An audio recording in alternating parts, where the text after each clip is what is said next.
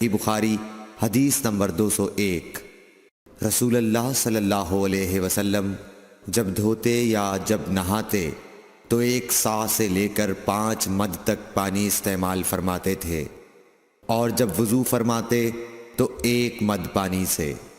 صحیح بخاری حدیث نمبر 202۔ سعد بن ابی وقاص رضی اللہ تعالی عنہ رسول کریم صلی اللہ علیہ وسلم سے نقل کرتے ہیں کہ رسول کریم صلی اللہ علیہ وسلم نے موزوں پر مسح کیا۔ عبداللہ بن عمر نے اپنے والد ماجد عمر رضی اللہ تعالی عنہ سے اس کے بارے میں پوچھا تو انہوں نے کہا سچ ہے، اور یاد رکھو جب تم سے سعد رسول اللہ صلی اللہ علیہ وسلم کی کوئی حدیث بیان فرمائے تو اس کے متعلق ان کے سوا کسی دوسرے آدمی سے مت پوچھو۔ صحیح بخاری حدیث نمبر 203۔ ایک دفعہ آپ صلی اللہ علیہ وسلم رفع حاجت کے لیے باہر گئے تو مغیرہ پانی کا ایک برتن لے کر آپ کے پیچھے گئے۔ جب آپ قضائے حاجت سے فارغ ہو گئے تو مغیرہ نے آپ کو وضو کراتے ہوئے آپ کے اعضائے مبارکہ پر پانی ڈالا۔ آپ نے وضو کیا اور موزوں پر مسح فرمایا۔ صحیح بخاری حدیث نمبر 204۔ جعفر بن عمرو بن امیہ زمری کو ان کے باپ نے خبر دی کہ انہوں نے رسول کریم صلی اللہ علیہ وسلم کو موزوں پر مسح کرتے ہوئے دیکھا۔ صحیح بخاری حدیث نمبر 205۔ جعفر بن عمرو اپنے باپ سے روایت کرتے ہیں کہ میں نے رسول اللہ صلی اللہ علیہ وسلم کو اپنے عمامے اور موزوں پر مسح کرتے دیکھا۔ صحیح بخاری حدیث نمبر 206۔ مغیرہ فرماتے ہیں کہ میں ایک سفر میں رسول کریم صلی اللہ علیہ وسلم کے ساتھ تھا تو میں نے چاہا کہ وضو کرتے وقت آپ کے موزے اتار ڈالوں۔ آپ نے فرمایا کہ انہیں رہنے دو، چونکہ جب میں نے انہیں پہنا تھا تو میرے پاؤں پاک تھے، یعنی میں وضو سے تھا، پس آپ نے ان پر مسح کیا۔ صحیح بخاری حدیث نمبر 207۔ رسول کریم صلی اللہ علیہ وسلم نے بکری کا شانہ کھایا، پھر نماز پڑھی اور وضو نہیں کیا۔ صحیح بخاری حدیث نمبر 208۔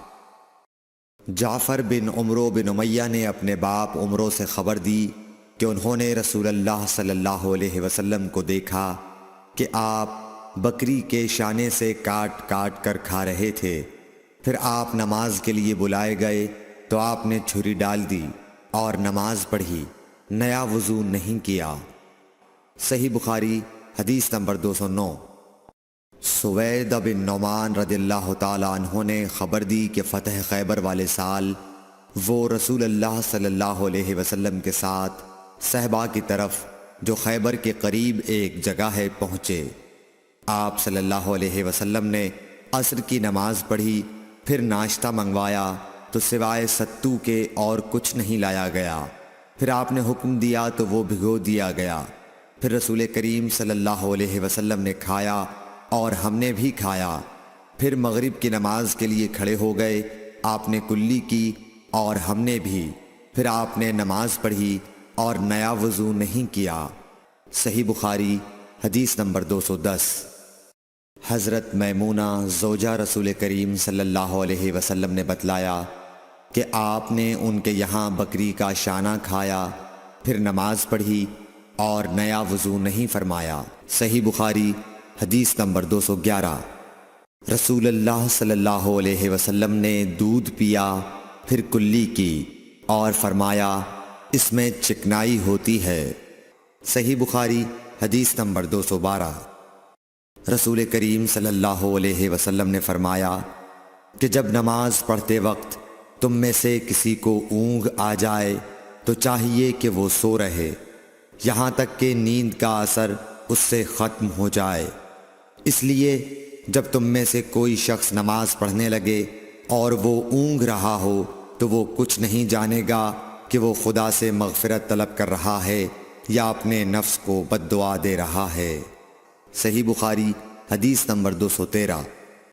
رسول اللہ صلی اللہ علیہ وسلم نے فرمایا کہ جب تم نماز میں اونگنے لگو تو سو جانا چاہیے، پھر اس وقت نماز پڑھے جب جان لے کہ وہ کیا پڑھ رہا ہے۔ صحیح بخاری حدیث نمبر 214۔ حضرت انس روایت کرتے ہیں کہ رسول کریم صلی اللہ علیہ وسلم ہر نماز کے لیے نیا وضو فرمایا کرتے تھے۔ میں نے کہا تم لوگ کس طرح کرتے تھے؟ کہنے لگے ہم میں سے ہر ایک کو اس کا وضو اس وقت تک کافی ہوتا جب تک کوئی وضو توڑنے والی چیز پیش نہ آ جاتی، یعنی پیشاب، پخانہ یا نیند وغیرہ۔ صحیح بخاری حدیث نمبر 215۔ سوید بن نعمان رضی اللہ تعالی عنہ نے بتلایا کہ ہم خیبر والے سال رسول اللہ صلی اللہ علیہ وسلم کے ہمراہ جب صحبہ میں پہنچے تو رسول کریم نے ہمیں عصر کی نماز پڑھائی۔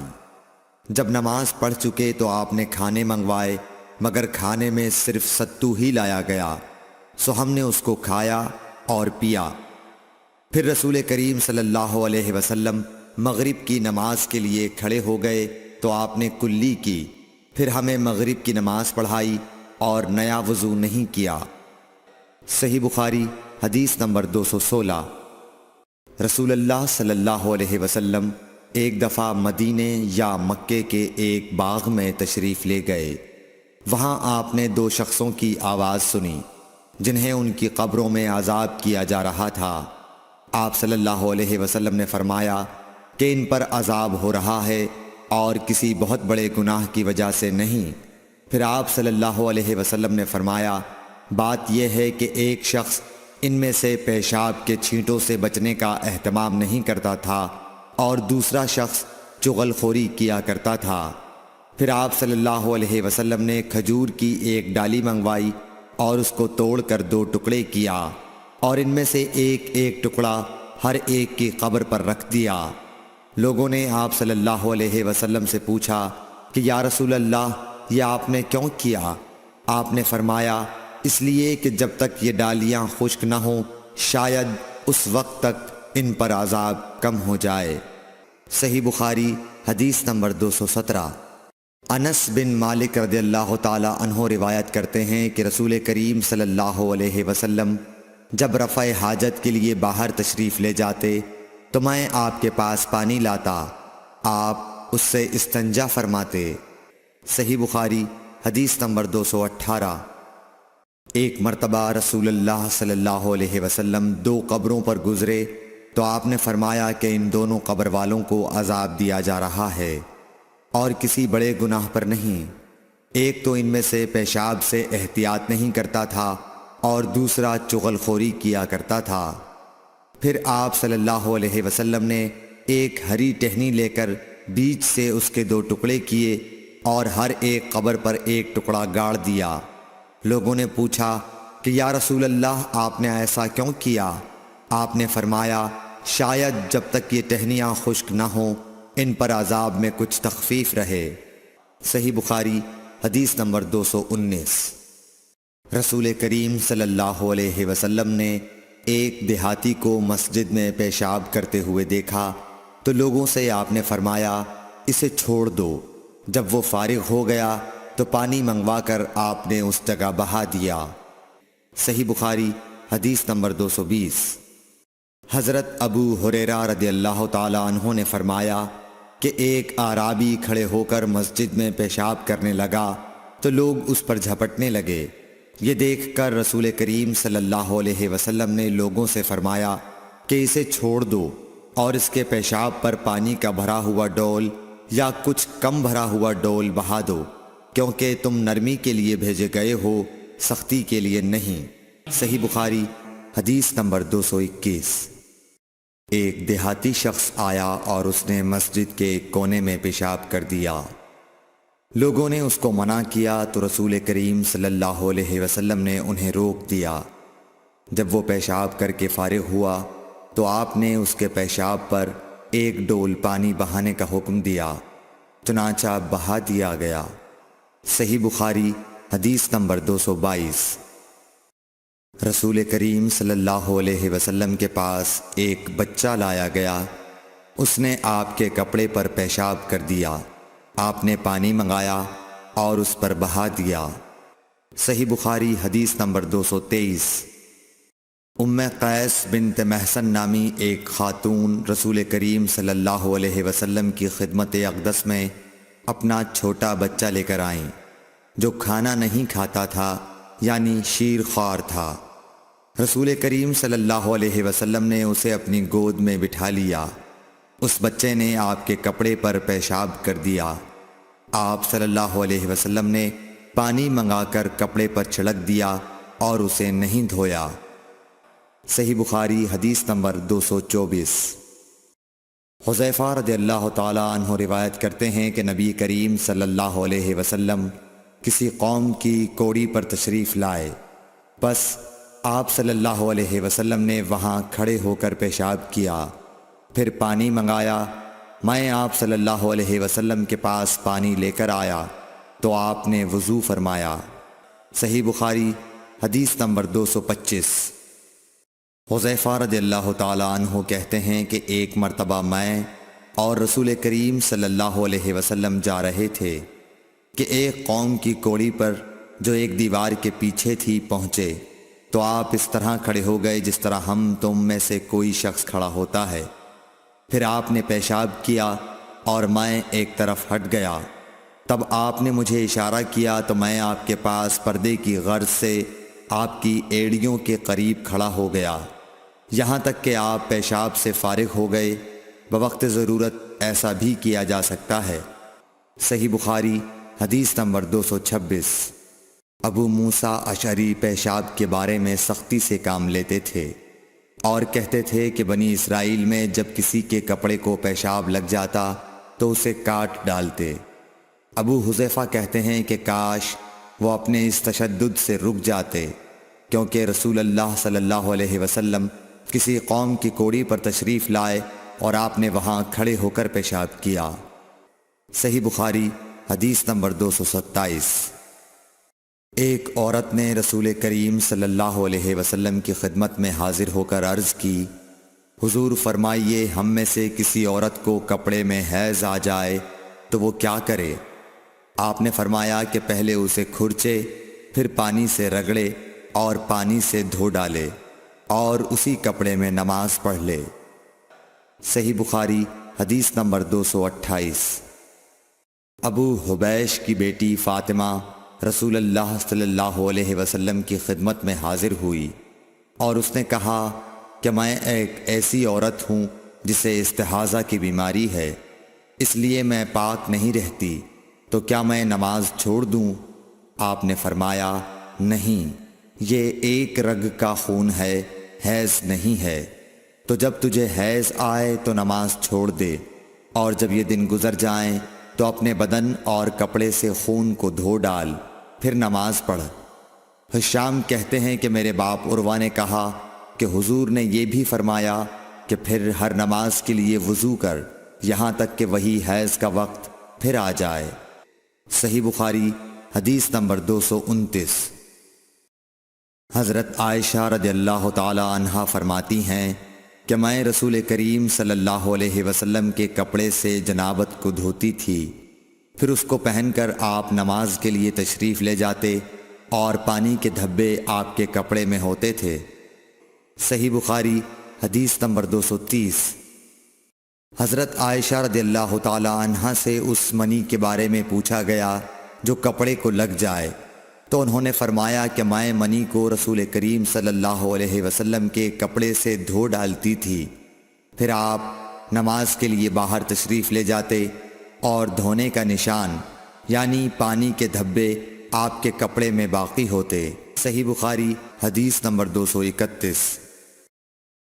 حضرت عائشہ رضی اللہ تعالی عنہا نے فرمایا کہ میں رسول کریم صلی اللہ علیہ وسلم کے کپڑے سے منی کو دھو ڈالتی تھی، پھر آپ نماز کے لیے باہر نکلتے اور دھونے کا نشان یعنی پانی کے دھبے کپڑے میں ہوتے۔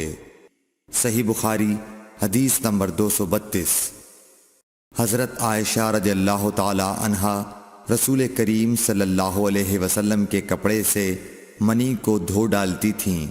وہ فرماتی ہیں کہ پھر کبھی میں ایک دھبا یا کئی دھبے دیکھتی تھی۔ صحیح بخاری حدیث نمبر 233۔ کچھ لوگ اوقل یا اورینا قبیلوں کے مدینے میں آئے اور بیمار ہو گئے۔ رسول اللہ صلی اللہ علیہ وسلم نے انہیں لقاح میں جانے کا حکم دیا اور فرمایا کہ وہاں اونٹوں کا دودھ اور پیشاب پئیں۔ چنانچہ وہ لقاح چلے گئے، اور جب اچھے ہو گئے تو رسول کریم صلی اللہ علیہ وسلم کے چرواہے کو قتل کر کے وہ جانوروں کو ہانک کر لے گئے۔ الصبح رسول کریم صلی اللہ علیہ وسلم کے پاس اس واقعے کی خبر آئی تو آپ نے ان کے پیچھے آدمی دوڑائے۔ دن چڑھے وہ حضور صلی اللہ علیہ وسلم کی خدمت میں پکڑ کر لائے گئے۔ آپ کے حکم کے مطابق ان کے ہاتھ پاؤں کاٹ دیے گئے اور آنکھوں میں گرم سلاخیں پھیر دی گئیں اور مدینے کی پتھریلی زمین میں ڈال دیے گئے۔ پیاس کی شدت سے وہ پانی مانگتے تھے مگر انہیں پانی نہیں دیا جاتا تھا۔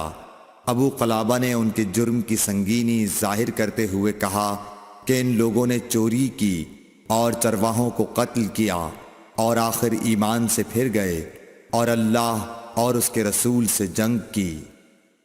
صحیح بخاری حدیث نمبر 234۔ رسول اللہ صلی اللہ علیہ وسلم مسجد کی تعمیر سے پہلے نماز بکریوں کے باڑے میں پڑھ لیا کرتے تھے۔ صحیح بخاری حدیث نمبر 235۔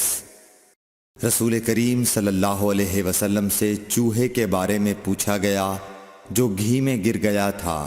فرمایا اس کو نکال دو اور اس کے آس پاس کے گھی کو نکال پھینکو اور اپنا باقی گھی استعمال کرو۔ صحیح بخاری حدیث نمبر 236۔ رسول کریم صلی اللہ علیہ وسلم سے چوہے کے بارے میں دریافت کیا گیا جو گھی میں گر گیا تھا۔ آپ نے فرمایا کہ اس چوہے کو اور اس کے آس پاس کے گھی کو نکال کر پھینک دو۔ صحیح بخاری حدیث نمبر 237۔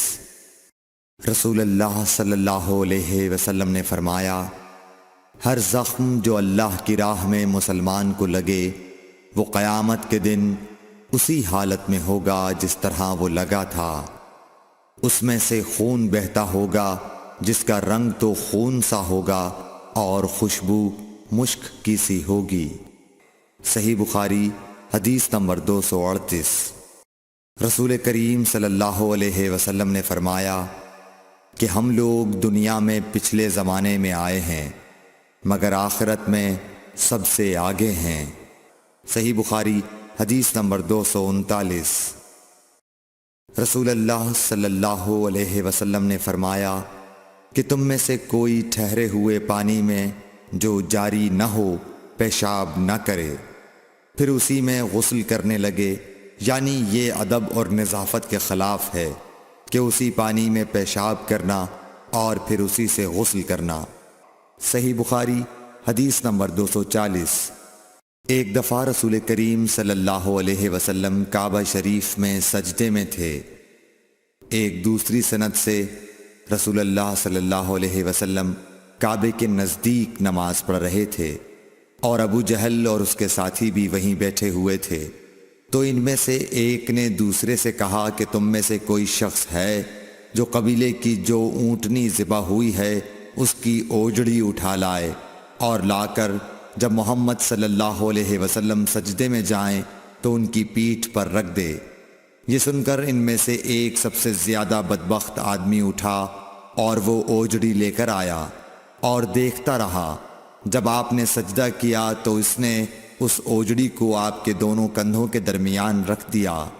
عبداللہ بن مسعود کہتے ہیں میں یہ سب کچھ دیکھ رہا تھا مگر کچھ نہ کر سکتا تھا، کاش اس وقت مجھے روکنے کی طاقت ہوتی۔ عبداللہ کہتے ہیں کہ وہ ہنسنے لگے اور ہنسی کے مارے لوٹ پوٹ ہونے لگے اور رسول اللہ صلی اللہ علیہ وسلم سجدے میں تھے، بوجھ کی وجہ سے اپنا سر نہیں اٹھا سکتے تھے، یہاں تک کہ حضرت فاطمہ رضی اللہ تعالی عنہا آئیں اور وہ بوجھ آپ کی پیٹھ پر سے اتار کر پھینکا۔ تب آپ نے سر اٹھایا، پھر 3 بار فرمایا یا اللہ تو قریش کو پکڑ لے۔ یہ بات ان کافروں پر بہت بھاری ہوئی کہ آپ نے انہیں بد دعا دی۔ عبداللہ کہتے ہیں کہ وہ سمجھتے تھے کہ اس شہر مکے میں جو دعا کی جائے وہ ضرور قبول ہوتی ہے، پھر آپ نے ان میں سے ہر ایک کا جدا جدا نام لیا کہ اے اللہ ان ظالموں کو ضرور ہلاک کر دے۔ ابو جہل، عتبہ بن ربیعہ، شیبہ بن ربیعہ، ولید بن عتبہ، امیہ بن خلف اور عقبہ ابن ابی معیط کو۔ ساتویں آدمی کا نام بھی لیا مگر مجھے یاد نہیں رہا۔ اس ذات کی قسم جس کے قبضے میں میری جان ہے کہ جن لوگوں کے بد دعا کرتے وقت آپ نے نام لیے تھے میں نے ان کی لاشوں کو بدر کے کنویں میں پڑا ہوا دیکھا۔ صحیح بخاری حدیث نمبر 241۔ حضرت انس رضی اللہ تعالی عنہ روایت کرتے ہیں کہ رسول اللہ صلی اللہ علیہ وسلم نے ایک مرتبہ اپنے کپڑے میں تھوکا۔ صحیح بخاری حدیث نمبر 242۔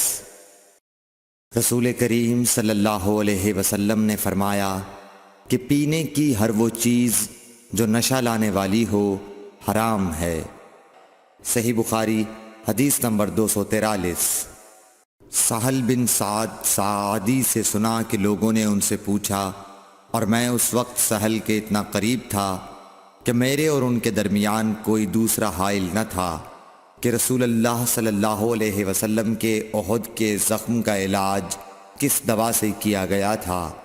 انہوں نے کہا کہ اس بات کا جاننے والا اب مجھ سے زیادہ کوئی نہیں رہا۔ علی رضی اللہ تعالی عنہ اپنی ڈھال میں پانی لاتے اور حضرت فاطمہ رضی اللہ تعالی عنہا آپ کے منہ سے خون دھوتیں، پھر ایک بوریا کا ٹکڑا جلایا گیا اور آپ کے زخم میں بھر دیا گیا۔ صحیح بخاری حدیث نمبر 244۔ ابو بردہ اپنے باپ سے نقل کرتے ہیں کہ میں ایک مرتبہ رسول کریم صلی اللہ علیہ وسلم کی خدمت میں حاضر ہوا تو میں نے آپ کو اپنے ہاتھ سے مسواک کرتے ہوئے پایا اور آپ کے منہ سے او او کی آواز نکل رہی تھی اور مسواک آپ صلی اللہ علیہ وسلم کے منہ میں تھی جس طرح آپ قے کر رہے ہوں۔ صحیح بخاری حدیث نمبر 245۔ رسول کریم صلی اللہ علیہ وسلم جب رات کو اٹھتے تو اپنے منہ کو مسواک سے صاف کرتے۔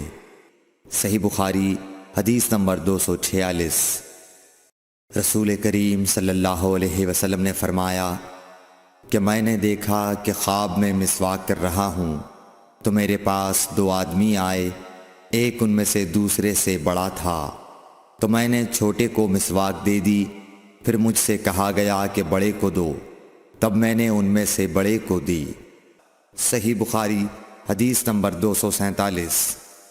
رسول اللہ صلی اللہ علیہ وسلم نے فرمایا کہ جب تم اپنے بستر پر لیٹنے آؤ تو اس طرح وضو کرو جس طرح نماز کے لیے کرتے ہو، پھر داہنی کروٹ پر لیٹ کر یوں کہو، اے اللہ میں نے اپنا چہرہ تیری طرف جھکا دیا، اپنا معاملہ تیرے ہی سپرد کر دیا، میں نے تیرے ثواب کی توقع اور تیرے عذاب کے ڈر سے تجھے ہی پشت پناہ بنا لیا، تیرے سوا کہیں پناہ اور نجات کی جگہ نہیں۔ اے اللہ جو کتاب تو نے نازل کی میں اس پر ایمان لایا، جو نبی تو نے بھیجا میں اس پر ایمان لایا، تو اگر اس حالت میں اسی رات مر گیا تو فطرت پر مرے گا، اور اس دعا کو سب باتوں کے آخر میں پڑھ۔ حضرت برا کہتے ہیں کہ میں نے رسول اللہ صلی اللہ علیہ وسلم کے سامنے اس دعا کو دوبارہ پڑھا، جب آمنت بکتابک الذی انزلت پر پہنچا تو میں نے ورسولک کا لفظ کہہ دیا۔ آپ نے فرمایا نہیں، یوں کہو ونبیک الذی ارسلت۔ صحیح بخاری حدیث نمبر 248۔ نبی کریم صلی اللہ علیہ وسلم جب غسل فرماتے تو آپ پہلے اپنے دونوں ہاتھ دھوتے، پھر اسی طرح وضو کرتے جیسا نماز کے لیے آپ وضو کیا کرتے تھے، پھر پانی میں اپنی انگلیاں داخل فرماتے اور ان سے بالوں کی جڑوں کا خلال کرتے، پھر اپنے ہاتھوں سے 3 چلو سر پر ڈالتے، پھر تمام بدن پر پانی بہا لیتے۔ صحیح بخاری حدیث نمبر 249۔ حضرت میمونہ رضی اللہ تعالی عنہا نبی کریم صلی اللہ علیہ وسلم کی زوجہ مطہرہ نے بتلایا کہ نبی کریم صلی اللہ علیہ وسلم نے نماز کے وضو کی طرح ایک مرتبہ وضو کیا، البتہ پاؤں نہیں دھوئے۔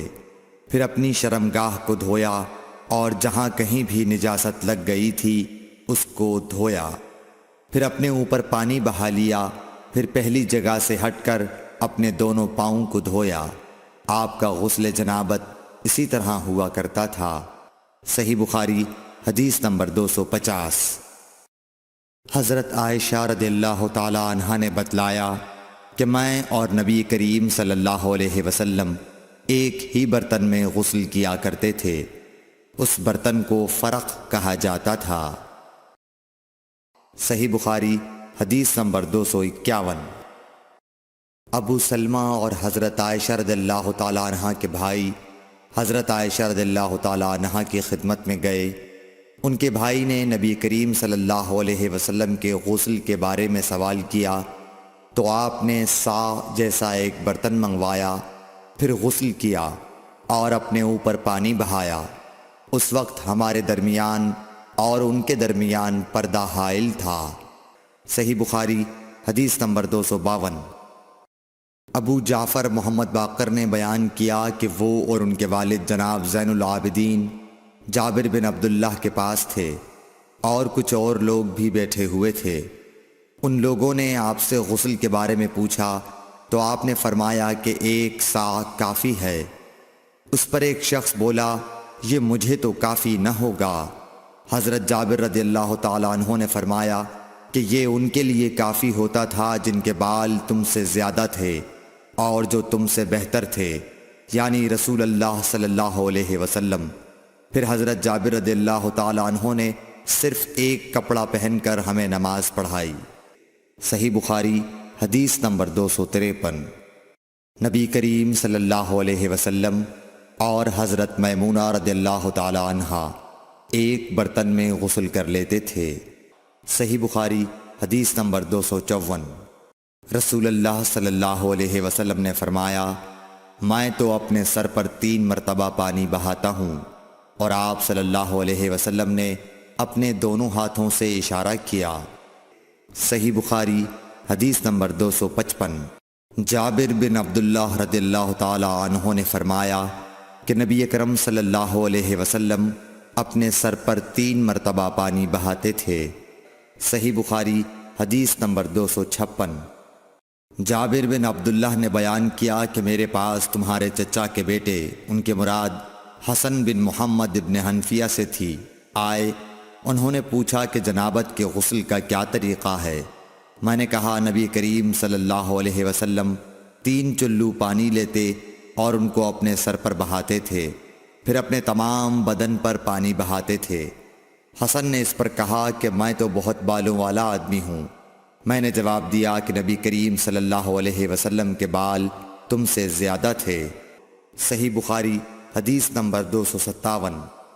ام المومنین میمونہ رضی اللہ تعالی عنہا نے فرمایا کہ میں نے نبی کریم صلی اللہ علیہ وسلم کے لیے غسل کا پانی رکھا تو آپ نے اپنے ہاتھ 2 مرتبہ یا 3 مرتبہ دھوئے، پھر پانی اپنے بائیں ہاتھ میں لے کر اپنی شرمگاہ کو دھویا، پھر زمین پر ہاتھ رگڑا، اس کے بعد کلی کی اور ناک میں پانی ڈالا اور اپنے چہرے اور ہاتھوں کو دھویا، پھر اپنے سارے بدن پر پانی بہا لیا اور اپنی جگہ سے ہٹ کر دونوں پاؤں دھوئے۔ صحیح بخاری حدیث نمبر 258۔ نبی کریم صلی اللہ علیہ وسلم جب غسل جنابت کرنا چاہتے تو حلاب کی طرح ایک چیز منگاتے، پھر پانی کا چلو اپنے ہاتھ میں لیتے اور سر کے داہنے حصے سے غسل کی ابتدا کرتے، پھر بائیں حصے کا غسل کرتے، پھر اپنے دونوں ہاتھوں کو سر کے بیچ میں لگاتے تھے۔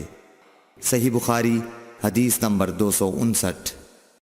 ام المومنین میمونہ رضی اللہ تعالی عنہا نے بیان فرمایا کہ میں نے نبی اکرم صلی اللہ علیہ وسلم کے لیے غسل کا پانی رکھا تو پہلے آپ نے پانی کو دائیں ہاتھ سے بائیں پر گرایا، اس طرح اپنے دونوں ہاتھوں کو دھویا، پھر اپنی شرمگاہ کو دھویا، پھر اپنے ہاتھ کو زمین پر رگڑ کر اسے مٹی سے ملا اور دھویا، پھر کلی کی اور ناک میں پانی ڈالا، پھر اپنے چہرے کو دھویا اور اپنے سر پر پانی بہایا، پھر ایک طرف ہو کر دونوں پاؤں دھوئے، پھر آپ کو رومال دیا گیا لیکن آپ نے اس سے پانی کو خشک نہیں کیا۔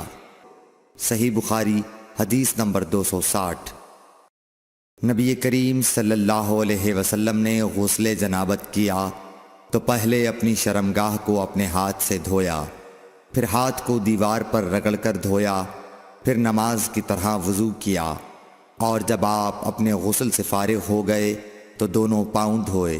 صحیح بخاری حدیث نمبر 261۔ حضرت عائشہ رضی اللہ تعالی عنہا نے فرمایا کہ میں اور نبی کریم صلی اللہ علیہ وسلم ایک برتن میں اس طرح غسل کرتے تھے کہ ہمارے ہاتھ باری باری اس میں پڑتے تھے۔ صحیح بخاری حدیث نمبر 262۔ حضرت عائشہ رضی اللہ تعالی عنہا نے فرمایا کہ جب رسول اللہ صلی اللہ علیہ وسلم غسل جنابت فرماتے تو پہلے اپنا ہاتھ دھوتے۔ صحیح بخاری حدیث نمبر 263۔ حضرت عائشہ رضی اللہ تعالی عنہا نے کہا کہ میں اور نبی کریم صلی اللہ علیہ وسلم دونوں مل کر ایک ہی برتن میں غسل جنابت کرتے تھے۔ صحیح بخاری حدیث نمبر 264۔ نبی کریم صلی اللہ علیہ وسلم اور آپ کی کوئی زوجہ مطہرہ ایک برتن میں غسل کرتے تھے۔ صحیح بخاری حدیث نمبر 265۔ میمونہ بنت حارث رضی اللہ تعالی عنہا نے کہا کہ میں نے حضرت صلی اللہ علیہ وسلم کے لیے غسل کا پانی رکھا اور پردہ کر دیا۔ آپ نے پہلے غسل میں اپنے ہاتھ پر پانی ڈالا اور اسے 1 یا 2 بار دھویا۔ سلیمان اعمش کہتے ہیں کہ مجھے یاد نہیں راوی سالم بن ابی الجعد نے تیسری بار کا بھی ذکر کیا یا نہیں۔ پھر دائیں ہاتھ سے بائیں پر پانی ڈالا اور شرمگاہ دھوئی، پھر اپنے ہاتھ کو زمین پر یا دیوار پر رگڑا، پھر کلی کی اور ناک میں پانی ڈالا اور چہرے اور ہاتھوں کو دھویا اور سر کو دھویا، پھر سارے بدن پر پانی بہایا، پھر ایک طرف سے رکھ کر دونوں پاؤں دھوئے۔ بعد میں نے ایک کپڑا دیا تو آپ نے اپنے ہاتھ سے اشارہ کیا اس طرح کہ اسے ہٹاؤ، اور آپ نے اس کپڑے کا ارادہ نہیں فرمایا۔ صحیح بخاری حدیث نمبر 266۔ میمونہ رضی اللہ تعالی عنہا نے کہا کہ میں نے حضرت صلی اللہ علیہ وسلم کے لیے غسل کا پانی رکھا تو آپ نے پہلے پانی اپنے ہاتھوں پر گرا کر انہیں 2 یا 3 بار دھویا، پھر اپنے داہنے ہاتھ سے بائیں پر گرا کر اپنی شرمگاہوں کو دھویا، پھر ہاتھ کو زمین پر رگڑا، پھر کلی کی اور ناک میں ڈالا، پھر اپنے چہرے اور ہاتھوں کو دھویا، پھر اپنے سر کو 3 مرتبہ دھویا، پھر اپنے سارے بدن پر پانی بہایا، پھر آپ اپنی غسل کی جگہ سے الگ ہو گئے، پھر اپنے قدموں کو دھویا۔ صحیح بخاری حدیث نمبر 267۔ حضرت عائشہ رضی اللہ تعالی عنہا نے فرمایا اللہ ابو عبد الرحمن پر رحم فرمائے، میں نے تو رسول اللہ صلی اللہ علیہ وسلم کو خوشبو لگائی، پھر آپ اپنی تمام ازواج مطہرات کے پاس تشریف لے گئے اور صبح کو احرام اس حالت میں باندھا کہ خوشبو سے بدن مہک رہا تھا۔ صحیح بخاری حدیث نمبر 268۔ نبی کریم صلی اللہ علیہ وسلم دن اور رات کے ایک ہی وقت میں اپنی تمام ازواج مطہرات کے پاس گئے، اور یہ 11 تھیں، 9 منکوحہ اور 2 لونڈیاں۔ راوی نے کہا میں نے انس سے پوچھا کہ حضور صلی اللہ علیہ وسلم اس کی طاقت رکھتے تھے تو آپ نے فرمایا کہ ہم آپس میں کہا کرتے تھے کہ آپ کو 30 مردوں کے برابر طاقت دی گئی ہے۔ صحیح بخاری حدیث نمبر 269۔ حضرت علی رضی اللہ تعالی عنہ نے فرمایا کہ مجھے مزی بکثرت آتی تھی، چونکہ میرے گھر میں نبی کریم صلی اللہ علیہ وسلم کی صاحبزادی حضرت فاطمۃ الزہرا رضی اللہ تعالی عنہا تھیں، اس لیے میں نے ایک شخص مقداد بن اسود اپنے شاگرد سے کہا کہ وہ آپ صلی اللہ علیہ وسلم سے اس کے متعلق مسئلہ معلوم کریں۔ انہوں نے پوچھا تو آپ نے فرمایا کہ وضو کر اور شرمگاہ کو دھو، یہی کافی ہے۔ صحیح بخاری حدیث نمبر 270۔ حضرت عائشہ رضی اللہ تعالی عنہ نے فرمایا میں نے خود نبی صلی اللہ علیہ وسلم کو خوشبو لگائی، پھر آپ اپنی تمام ازواج کے پاس گئے اور اس کے بعد احرام باندھا۔ صحیح بخاری حدیث نمبر 271۔ حضرت عائشہ رضی اللہ تعالی عنہا نے فرمایا، گویا کہ میں حضرت صلی اللہ علیہ وسلم کی مانگ میں خوشبو کی چمک دیکھ رہی ہوں، اس حال میں کہ آپ احرام باندھے ہوئے ہیں۔ صحیح بخاری حدیث نمبر 272۔ ام المومنین حضرت عائشہ صدیقہ رضی اللہ عنہا نے فرمایا کہ رسول کریم صلی اللہ علیہ وسلم جنابت کا غسل کرتے تو پہلے اپنے ہاتھوں کو دھوتے اور نماز کی طرح وضو کرتے، پھر اپنے ہاتھوں سے اپنے بالوں کا خلال کرتے، اور جب یقین کر لیتے کہ جسم تر ہو گیا ہے تو 3 مرتبہ اس پر پانی بہاتے، پھر تمام بدن کا غسل کرتے۔ صحیح بخاری حدیث نمبر 273۔ حضرت عائشہ رضی اللہ تعالی عنہا نے فرمایا کہ میں اور رسول کریم صلی اللہ علیہ وسلم ایک برتن میں غسل کرتے تھے، ہم دونوں اس سے چلو بھر بھر کر پانی لیتے تھے۔ صحیح بخاری حدیث نمبر 274۔ ام المومنین حضرت میمونہ رضی اللہ عنہا نے فرمایا کہ رسول اللہ صلی اللہ علیہ وسلم نے غسل جنابت کے لیے پانی رکھا، پھر آپ نے پہلے 2 یا 3 مرتبہ اپنے دائیں ہاتھ سے بائیں ہاتھ پر پانی ڈالا، پھر شرمگاہ دھوئی، پھر ہاتھ کو زمین پر یا دیوار پر 2 یا 3 بار رگڑا، پھر کلی کی اور ناک میں ڈالا اور اپنے چہرے اور بازوؤں کو دھویا، پھر سر پر پانی بہایا اور سارے بدن کا غسل کیا، پھر اپنی جگہ سے سرک کر پاؤں دھوئے۔ حضرت میمونہ رضی اللہ عنہا نے فرمایا کہ میں ایک کپڑا لائی تو آپ نے اسے نہیں لیا اور ہاتھوں ہی سے پانی جھاڑنے لگے۔ صحیح بخاری حدیث نمبر 275۔ حضرت ابو ہریرہ رضی اللہ تعالی عنہ سے روایت ہے کہ نماز کی تکبیر ہوئی اور صفیں برابر ہو گئیں، لوگ کھڑے تھے کہ رسول کریم صلی اللہ علیہ وسلم اپنے حجرے سے ہماری طرف تشریف لائے۔ جب آپ مصلی پر کھڑے ہو چکے تو یاد آیا کہ آپ جنبی ہیں، پس آپ نے ہم سے فرمایا کہ اپنی جگہ کھڑے رہو، اور آپ واپس چلے گئے۔ پھر آپ نے غسل کیا اور واپس ہماری طرف تشریف لائے تو سر سے پانی کے قطرے ٹپک رہے تھے۔ آپ نے نماز کے لیے تکبیر کہی اور ہم نے آپ کے ساتھ نماز ادا کی۔ صحیح بخاری حدیث نمبر 276۔ حضرت میمونہ رضی اللہ عنہا نے فرمایا کہ میں نے نبی صلی اللہ علیہ وسلم کے لیے غسل کا پانی رکھا اور ایک کپڑے سے پردہ کر دیا۔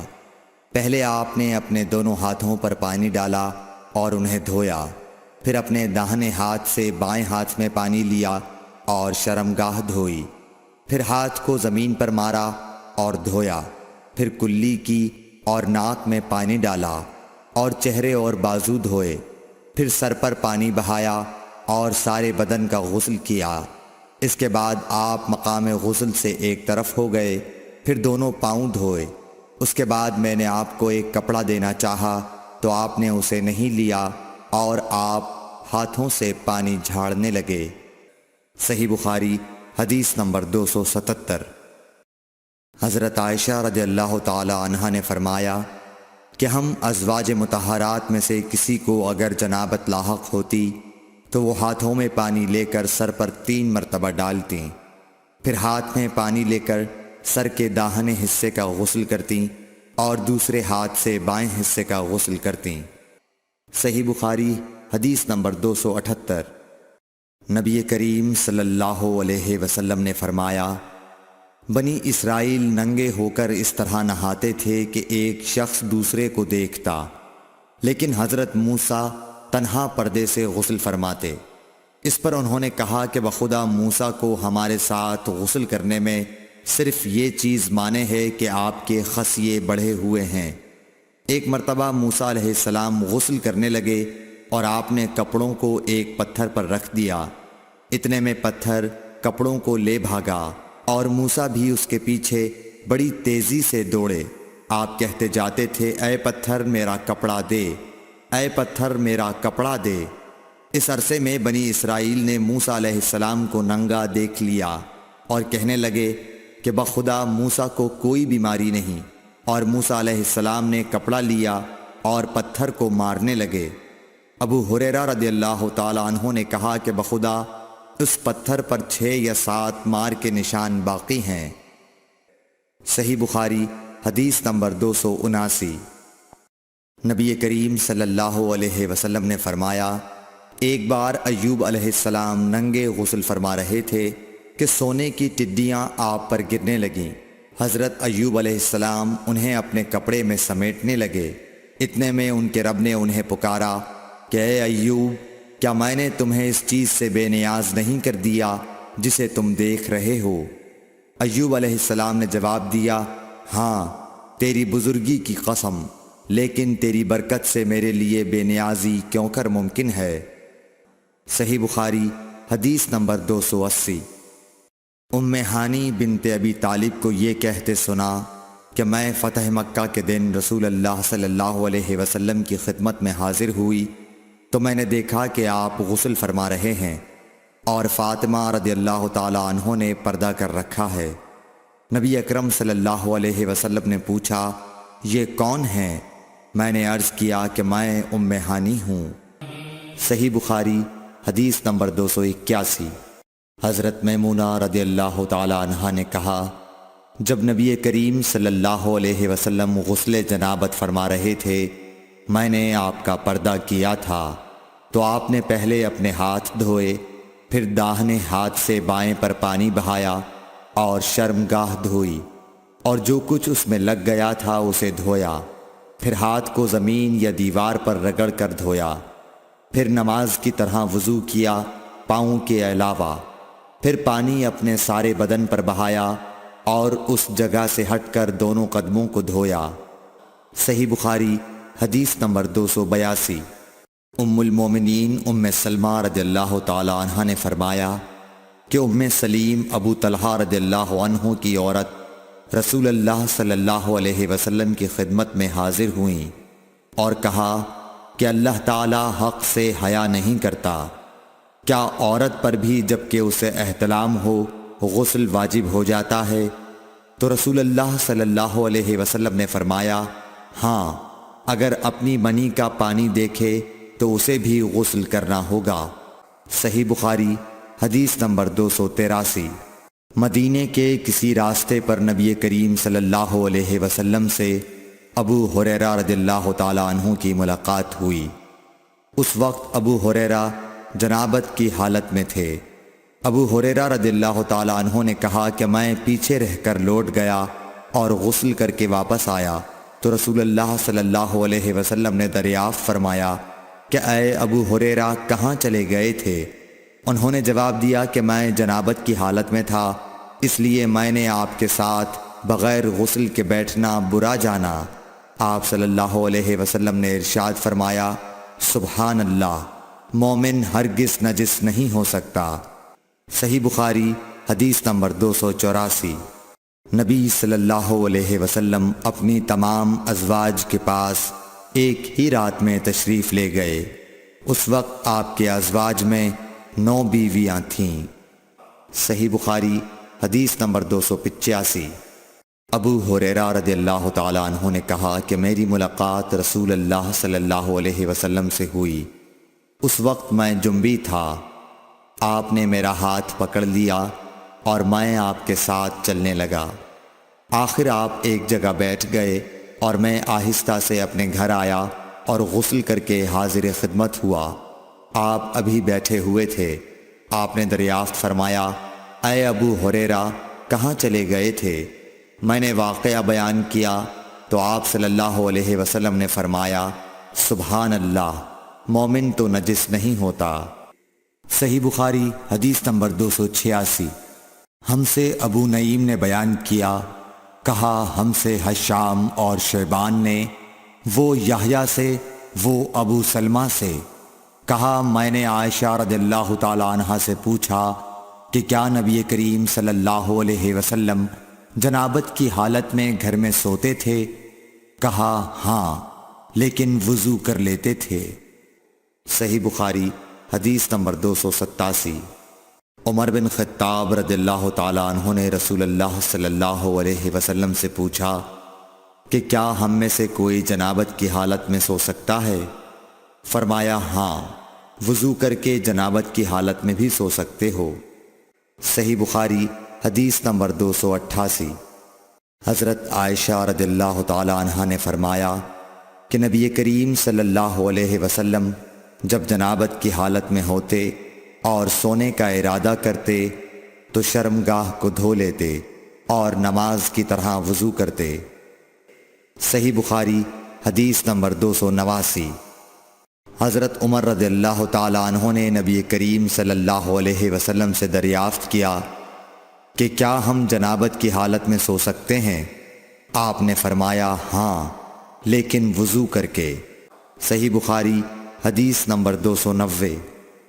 حضرت عمر رضی اللہ تعالیٰ عنہ نے رسول اللہ صلی اللہ علیہ وسلم سے عرض کی کہ رات میں انہیں غسل کی ضرورت ہو جایا کرتی ہے۔ رسول اللہ صلی اللہ علیہ وسلم نے فرمایا کہ وضو کر لیا کر اور شرمگاہ کو دھو کر سو جا۔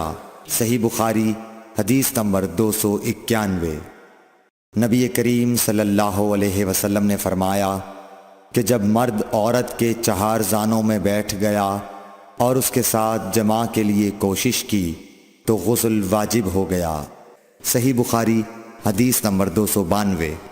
حضرت عثمان بن عفان رضی اللہ تعالیٰ عنہ سے پوچھا گیا کہ مرد اپنی بیوی سے ہم بستر ہوا لیکن انزال نہیں ہوا تو وہ کیا کرے؟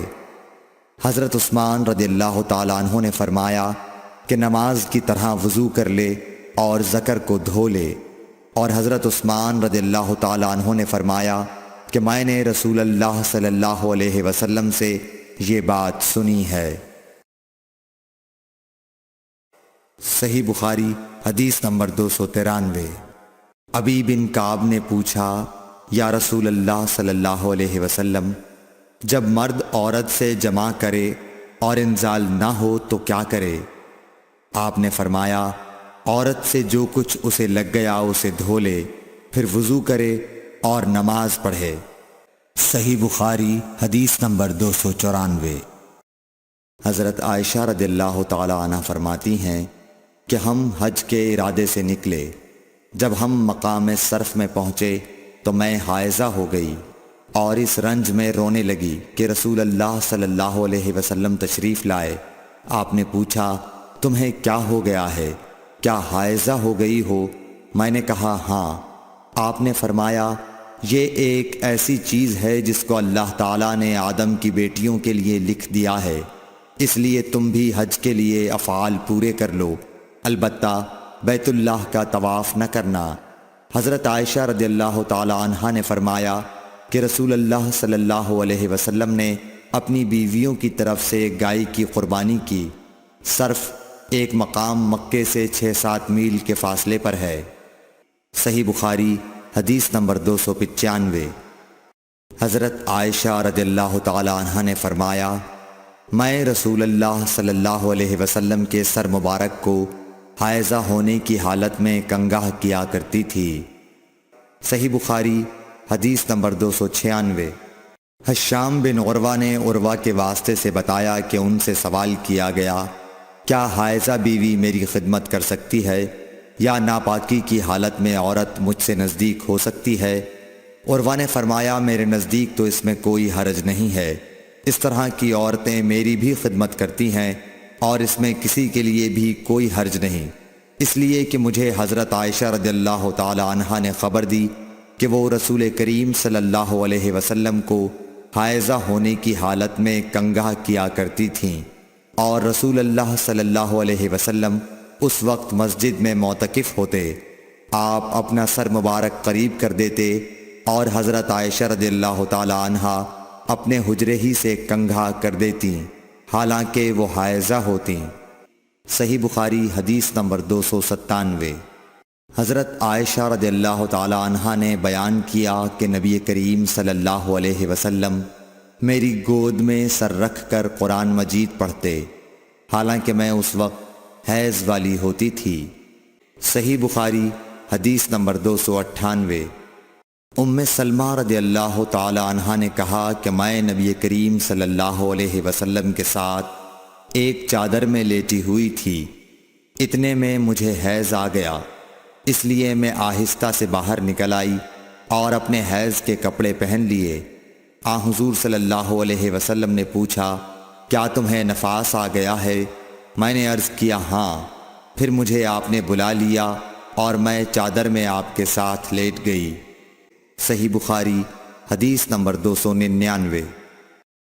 حضرت عائشہ رضی اللہ تعالی عنہا نے فرمایا، میں اور نبی کریم صلی اللہ علیہ وسلم ایک ہی برتن میں غسل کرتے تھے، حالانکہ دونوں جنبی ہوتے۔ صحیح بخاری حدیث نمبر 300۔ حضرت عائشہ رضی اللہ تعالی عنہا نے فرمایا کہ آپ مجھے حکم فرماتے، پس میں ازار باندھ لیتی، پھر آپ میرے ساتھ مباشرت کرتے، اس وقت میں حائضہ